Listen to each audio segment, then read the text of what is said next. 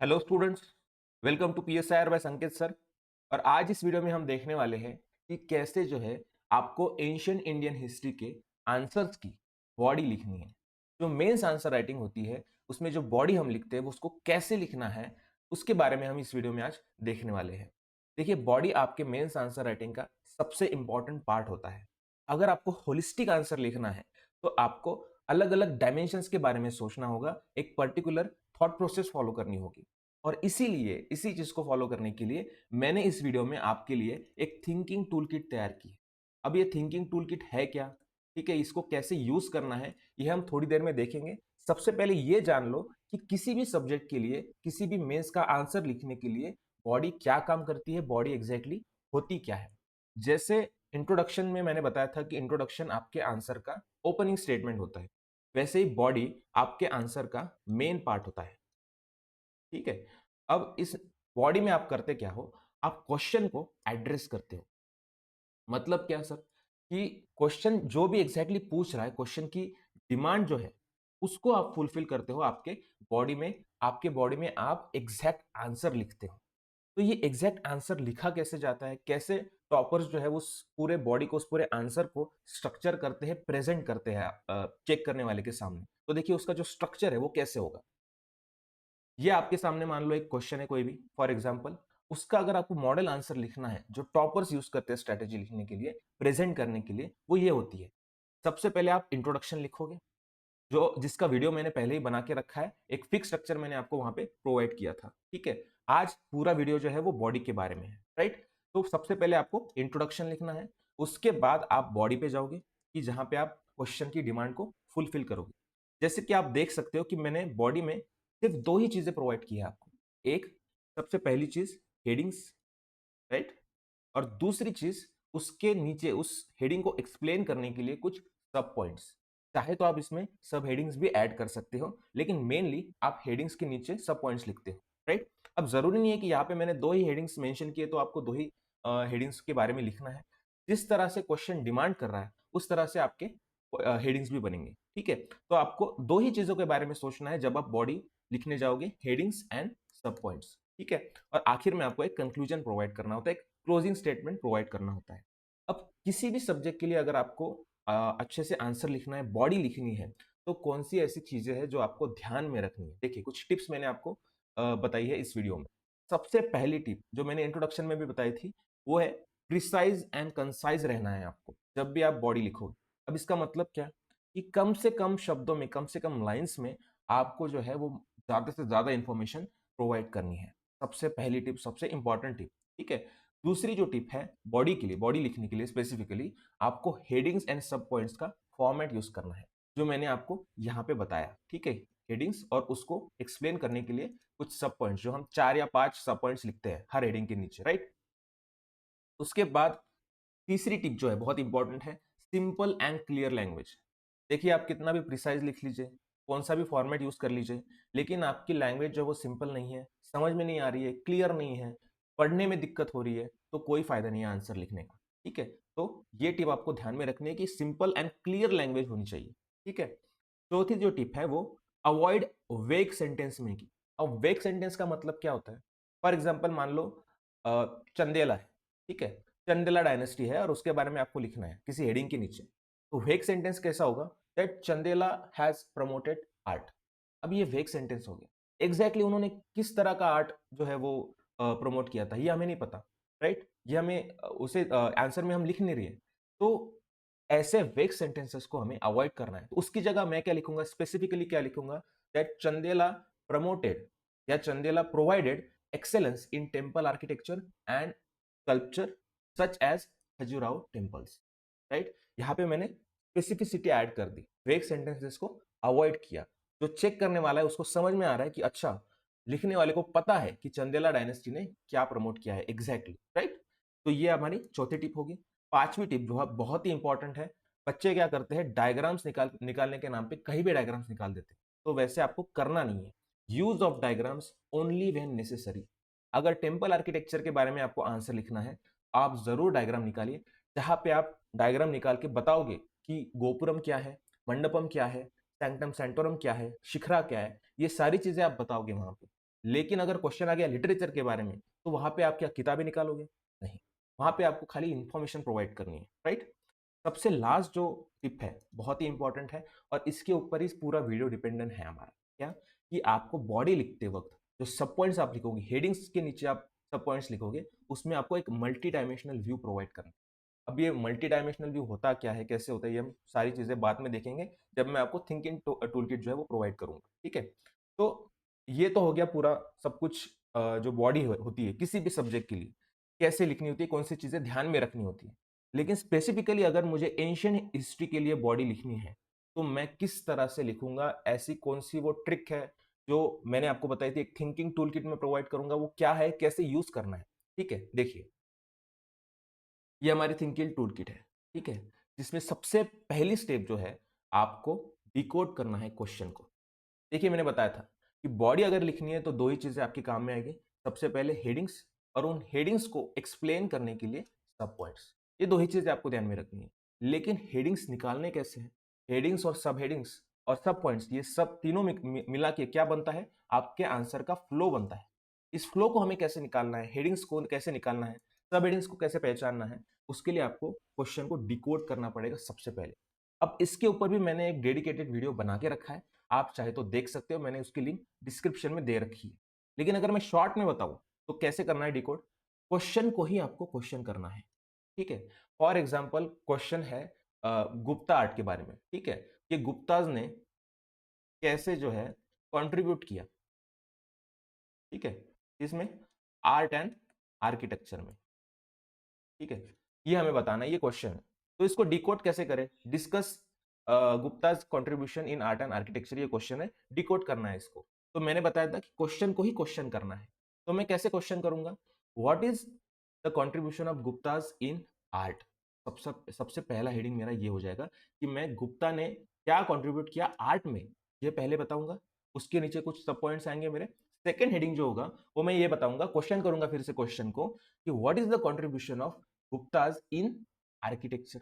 ये मेरा दूसरा हेडिंग हो जाएगा, राइट? इसी तरह से आपको हेडिंग्स निकालने हैं। अब मान लो आपको सब हेडिंग्स भी लिखने हैं, फिर से क्वेश्चन पूछे क्वेश्चन को, ठीक है, कैसे करेंगे? That what is the contribution of Gupta's in art specifically. जैसे आर्ट में स्पेसिफिकली गुप्ताज ने क्या कंट्रीब्यूट किया था, कौन से सेक्टर्स में कंट्रीब्यूट किया था? जैसे डांस हो गया, आर्ट में क्या आता है? डांस आता है, या फिर पेंटिंग्स आती है, राइट? या फिर लिटरेचर भी आ जाता है, ठीक है? तो ये आपके सब हेडिंग्स होंगे। उसके नीचे भी आपको क्या लिखने होंगे? सब पॉइंट्स लिखने होंगे। तो अगर आपको सब पॉइंट्स भी लिखने हैं, उसके लिए भी आपको कौन सी स्टेप फॉलो करनी है? देखिए, आपको कुछ फिक्स डायमेंशनल फ्रेमवर्क में प्रोवाइड करने वाला हूं, कुछ फिक्स डायमेंशंस आपको प्रोवाइड करने वाला हूं, जिसकी हेल्प से आप सब पॉइंट्स लिखोगे हर हेडिंग के नीचे, ठीक है? आपको बॉडी जो है वो पैराग्राफ वाइज नहीं लिखनी है। मैंने बताया था आपको कौन सा फॉर्मेट यूज करना है, हेडिंग्स एंड सब पॉइंट्स वाला फॉर्मेट। हेडिंग्स तो हमारे निकल गए, जहां पे हमने डिकोड किया क्वेश्चन को, तो हमारे हेडिंग्स हमें मिल गए, ठीक है। लेकिन अगर सब पॉइंट्स हमें चाहिए उसके नीचे, तो हमें इस इन डायमेंशंस का उपयोग करना पड़ेगा, इनको फॉलो करना पड़ेगा। कौन से डायमेंशंस है वो? Nature, what is the nature of core idea that you have mentioned in the heading, ठीक है। उसके बाद जैसे हेडिंग हो गया literature, what is the contribution of Gupta's in literature, तो लिटरेचर कोर आइडिया हो गया, उसका नेचर क्या था, ठीक है। उसके बाद एग्जाम्पल, लिटरेचर के कुछ एग्जाम्पल मैं प्रोवाइड करूंगा, जो भी कंट्रीब्यूशन था गुप्ताज का लिटरेचर में, उसका इंपैक्ट क्या हुआ, राइट। उसके बाद कंपैरिजन, उस लिटरेचर की कंपैरिजन की जाएगी अलग अलग पीरियड्स के साथ, और कंटिन्यूटी, क्या रेलिवेंस है आज में, और गुप्ता के बाद जो पीरियड्स आए, जो डायनेस्टीज है, उसमें क्या कंटिन्यूटी दिखाई दी, राइट। अब ये पूरा फ्रेमवर्क आपको फॉलो करना है जब भी आप सब पॉइंट्स के बारे में लिखेंगे, सब पॉइंट्स लिखने जाएंगे, किस तरह से सोचना है आपको, ये आपके पॉइंट्स जो है, डायमेंशन जो है, वो हेल्प करेंगे उसमें, ठीक है। अब इनको हम डिटेल में देखते हैं, ठीक है। देखिए, फॉर एवरी हेडिंग, ठीक है, जब भी आप हेडिंग लिखोगे in the body, apply these points, सोचना है इनके बारे में।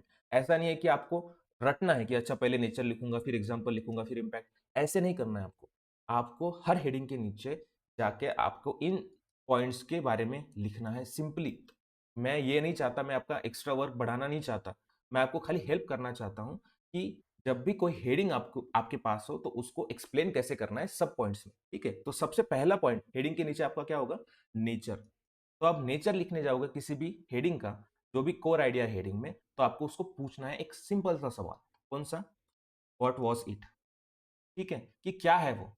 फॉर एग्जाम्पल अगर किसी प्रकार का आर्ट है, टेम्पल आर्किटेक्चर है, या फिर डांस है, या फिर पेंटिंग है, what was the painting about, how was it, what was it. ठीक है, तो आप एग्जैक्टली इस क्वेश्चन को पूछ के कर क्या रहे हो, आप उसको एक तो डिफाइन कर रहे हो, या फिर आपके हेडिंग में कुछ ऐसे मेंशन है कि चेंजेस बताने हैं या फिर कुछ इनोवेशंस बताने हैं, तो वो कौन से फील्ड में है, कौन से फील्ड में चेंजेस किए गए, कौन से फील्ड में इनोवेशंस की गई, या फिर उन चेंजेस या फिर फीचर्स की, या फिर उस आर्ट फॉर्म की आपको क्या करने हैं, फीचर्स बताने हैं।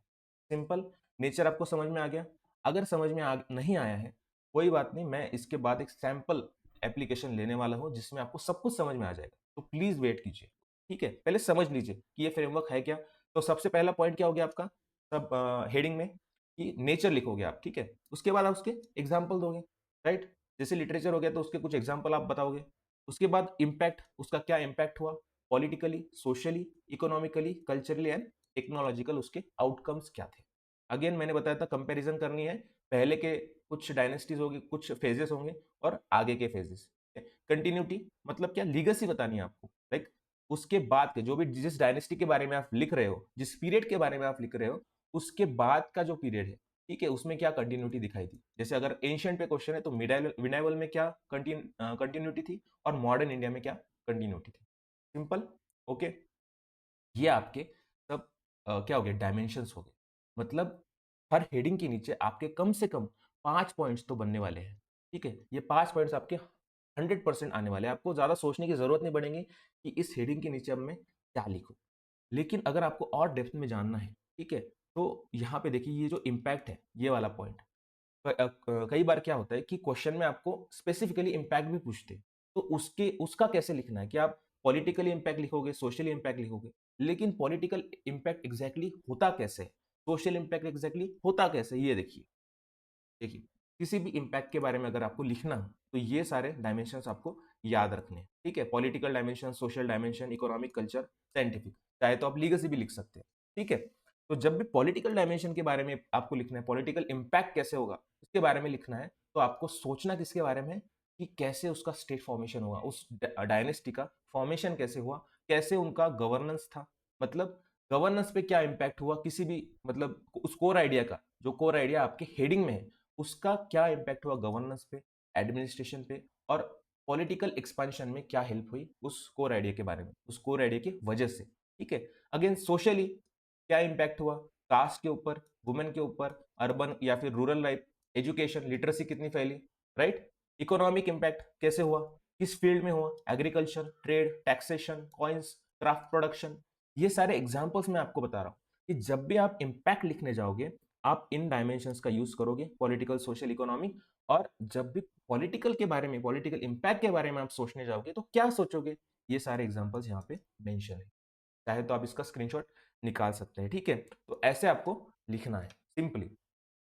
तो अभी अगर इसका हम सैंपल एप्लीकेशन देखने जाए, जो जितना भी हमने देखा, एक फिक्स एक डायमेंशन फ्रेमवर्क हमने देखा, कि जहां पे मैंने बताया कि हर हेडिंग के नीचे आपको क्या लिखना है, नेचर, उसका एग्जाम्पल देने हैं, उसके इम्पैक्ट लिखना है, political, social, economic, cultural, comparison करनी है, कंटिन्यूटी प्रोवाइड करनी है, राइट। ये 5 पॉइंट तो आपके फिक्स है, आपको सोचने की ही जरूरत नहीं है सब पॉइंट्स लिखने टाइम कि अभी मैं क्या लिखूं।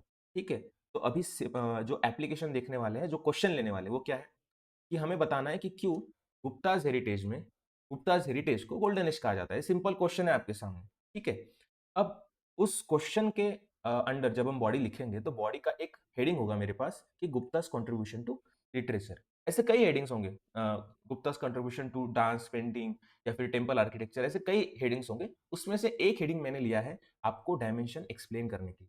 जैसे मैंने लिया लिटरेचर।